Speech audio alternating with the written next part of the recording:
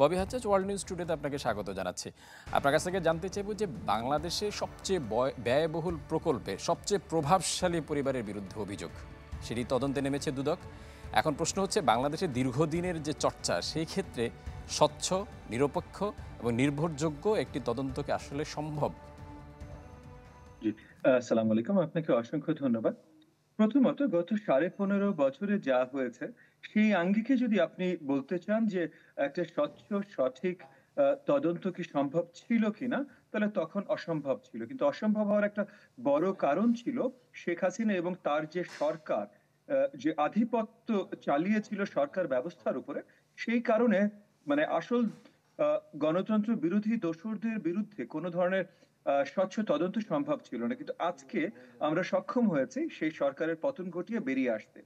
So আমি বিশ্বাস করি যে এখন একটা সঠিক তদন্ত সম্ভব।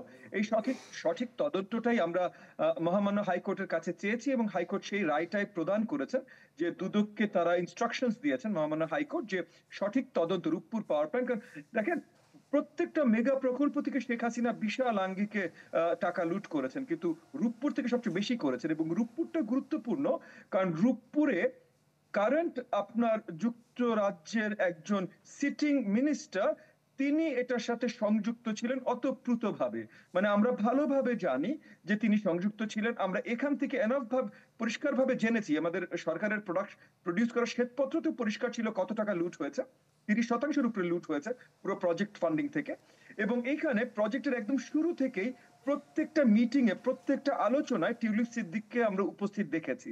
সো সেই জায়গা থেকে আমরা মনে করি যে শেখ হাসিনার বিরুদ্ধে যেমন আমরা এখানে মামলা দায়ের করেছি এবং শেখ হাসিনার বিরুদ্ধে তার পরিবারের শেখ রেহানা, সজীব ওয়াজেদ জয়, শেখ রাদওয়ান সিদ্দিকী এদের বিরুদ্ধে যেমন তদন্তটা অত্যন্ত গুরুত্বপূর্ণ, একইভাবে আপনার টিউলিপ সিদ্দিকী সে বাংলাদেশের নাগরিক না হলেও সে এটার সাথে জড়িত ছিল এবং সে শুধু যুক্তরাজ্যের নাগরিক না, সে যুক্তরাজ্যের যেটা আরেকটা ডেমোক্রেটিক দেশ এবং বাংলাদেশের বন্ধু দেশ, সেই দেশে যেখানে অনেক আপনার নন রেসিডেন্ট বাংলাদেশীরা থাকেন এবং বাংলাদেশী বংশোদ্ভূত বিশাল জনগোষ্ঠী আছে যুক্তরাজ্যে। সেই জায়গায় বাংলাদেশের এত বড় ক্ষতি করা গণতন্ত্রের জনমানুষের এত বড় ক্ষতি করা একটা ব্যক্তি সে সরকারি দায়িত্বে থাকবে এটা অত্যন্ত দুঃখজনক। সো আমরা আশাবাদী যে আমাদের এখানে দুদক সঠিক তদন্ত করবে। বাট একই সাথে আন্তর্জাতিক তদন্তর শক্তি দুদকের কতখানি আছে এবং যুক্তরাজ্যে কিভাবে কি করেছে। কারণ আমরা পরিষ্কার এর মধ্যে দেখেছি যে বিশাল অঙ্কের টাকা যুক্তরাজ্যেও নেয়া হয়েছে যেটা এর আগে কয়েকটা আওয়ামী লীগের এমপি তাদের মাধ্যমে দেখা গেছে। এর আগে একজন ল্যান্ড মিনিস্টার ছিল যার এগেইনস্টে গার্ডিয়ানও একটা বড় পিস করেছিল যুক্তরাজ্যে, যে hundreds of millions of pound সে যুক্তরাজ্যে সরিয়েছে। তো আমরা বিশ্বাস করি যে টিউলিপ সিদ্দিকও এরকম hundreds of millions of pounds তার খালার হয়ে, তার মার হয়ে বা তার নিজস্ব হয়ে সে যুক্তরাজ্যের মাটিতে নিয়ে এসছে। এইটার বিচার আমরা সঠিকভাবে দেখতে চাই এবং সেই আঙ্গিকে আমরা আশা রাখবো যে বাংলাদেশ সরকার থেকেও যুক্তরাজ্যের সরকারের কাছে অনুরোধ যাবে, যেটা আপনারা অলরেডি আপনাদের রিপোর্টে আখ্যায়িত করেছেন। আমরা বাংলাদেশী হিসাবে ওখানে ইনভেস্টিগেশন চাইবো।